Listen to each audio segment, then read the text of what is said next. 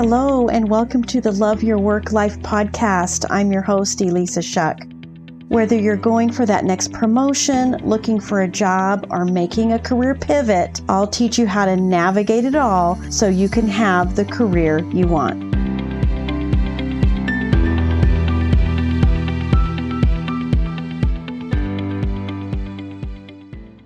Welcome to Love Your Work Life, episode 104. Before I get started on today's topic, I did want to just invite you to check out Control Your Career.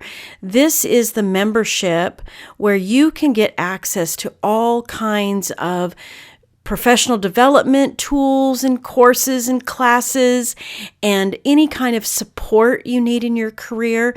And I bring this up specifically because next month, for the month of May, the topic is how to survive and thrive in a toxic place.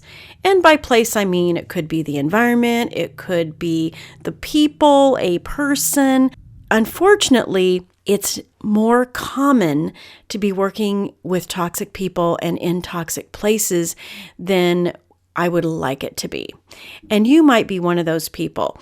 So I want to give you some very specific tools that you can use. It'll be available to you inside Control Your Career so that you can survive, find ways to thrive, and still be you, not compromise who you are just because you're in a toxic place. Of course, you can subscribe anytime you want. We kick off how to handle a toxic workplace with the first class, which takes place on the first Wednesday in May. All right, my friends, I can't wait to see you there.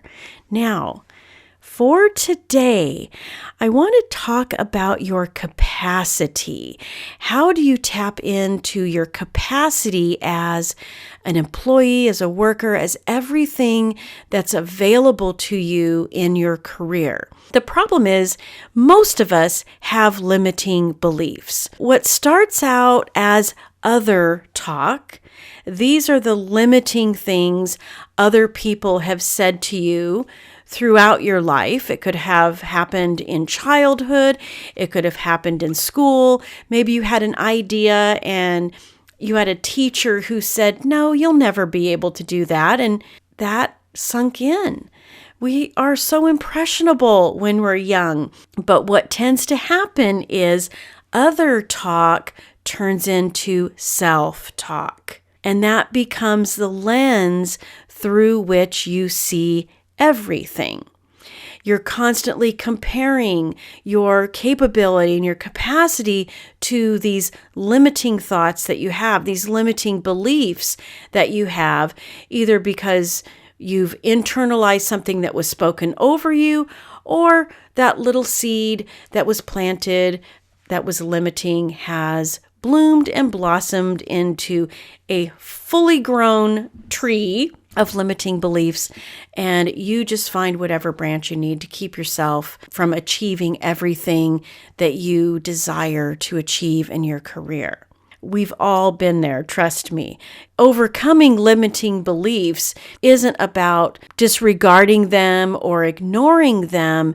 It's really more about acknowledging them and then working through them and finding alternatives which are more resonant with you. Because limiting beliefs aren't actually the truth. It feels like the truth because it's something that you've rehearsed over and over again in your mind.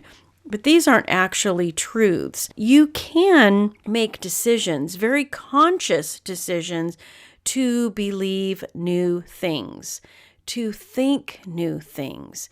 And by thinking new things, you will start to believe new things about your capacity to achieve everything you desire. These little things that keep popping up from time to time. And what I want you to do is start to nurture those little things, explore them, to allow them instead of instantly dismissing them. All right? So how do we do this? Well, the solution is exploring your capacity on the outside as well as the inside. You need to start taking yourself seriously. And I don't want this, and maybe this is a little truth telling.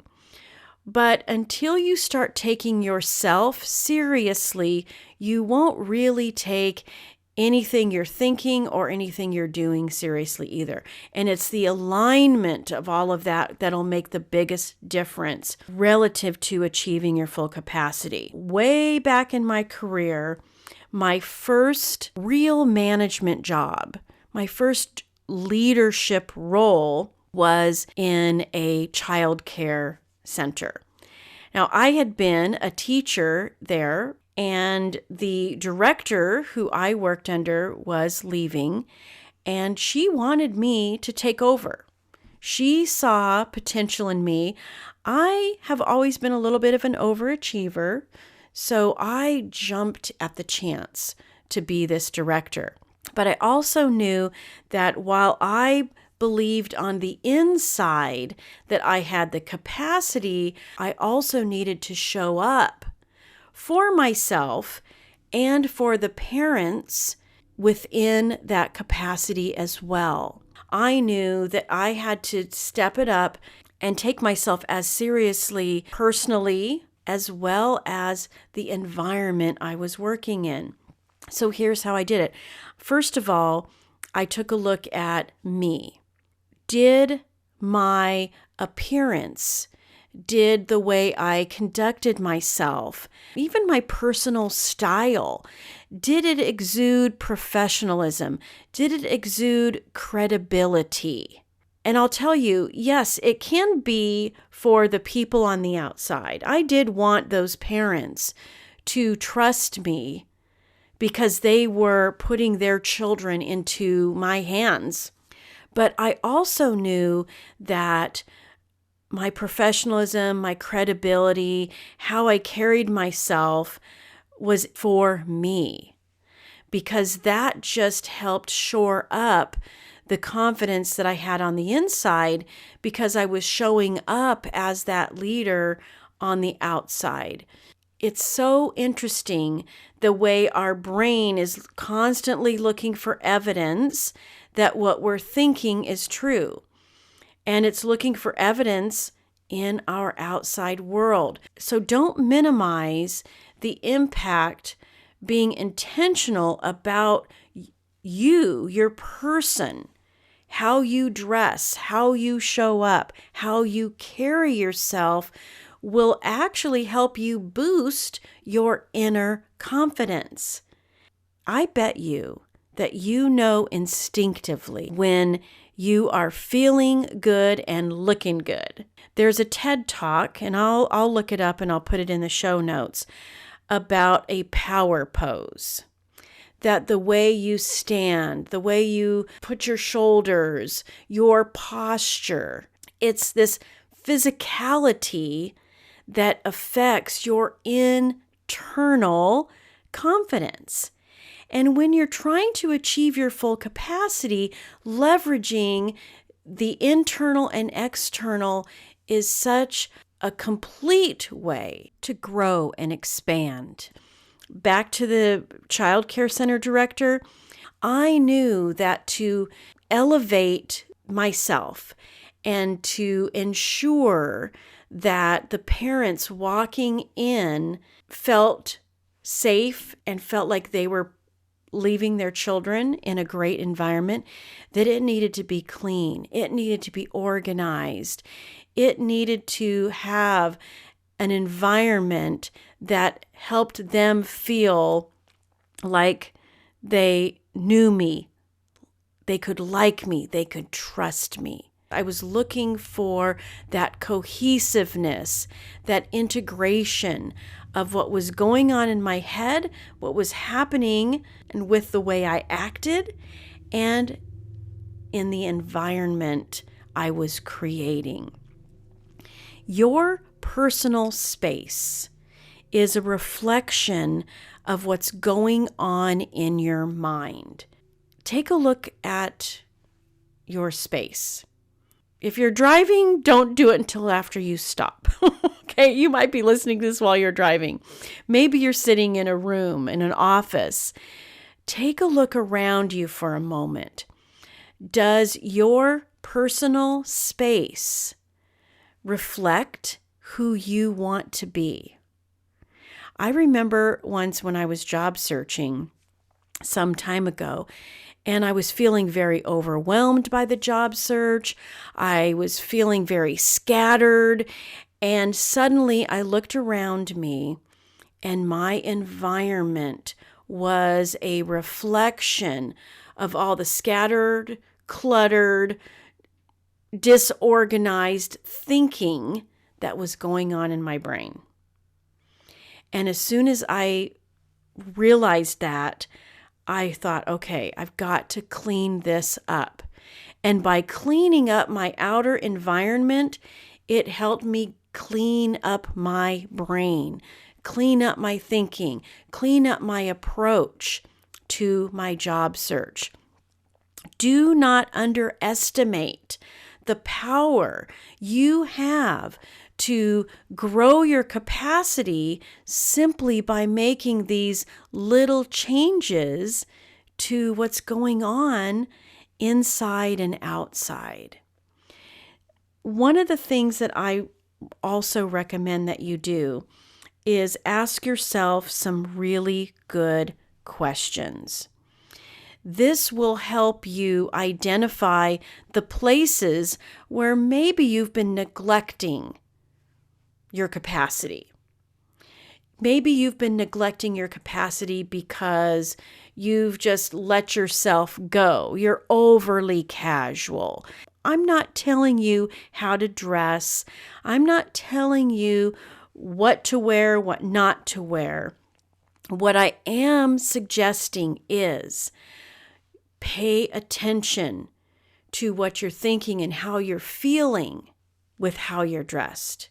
Do you really love your reasons for how you're dressed? Does the way you're dressed empower you or deflate you? Does it raise your capacity or lower your capacity? Only you know this. You have to ask yourself very direct questions and be honest with yourself. And when you get an answer that is telling you, hey, kick it up a notch, or you're getting an answer that says, you know what, you can chill a little bit, then go with those answers. Here's some questions that you can ask yourself. And the more questions you ask yourself, the more curious you get. You'll come up with some of your own questions, but here's some starters for you. What does someone who fill in the blank, okay? This is your role. This is the position. This is the idea you have about yourself. So say you want to be a marketing director. The question to ask yourself is, what does someone who's a marketing director know?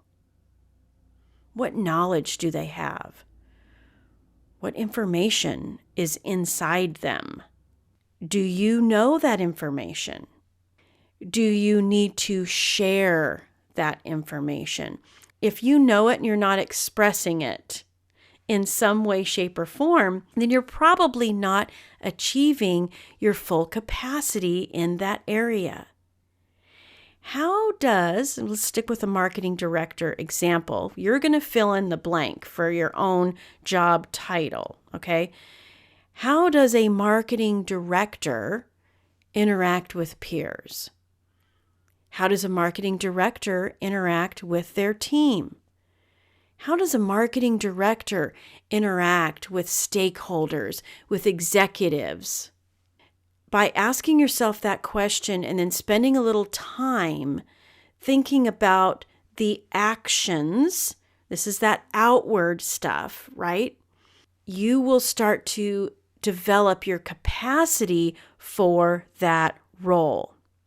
Here's another way to approach it. If I was the marketing director, what would I be thinking? What would I be feeling? What would I be doing? What would I be saying? How would I be engaging others?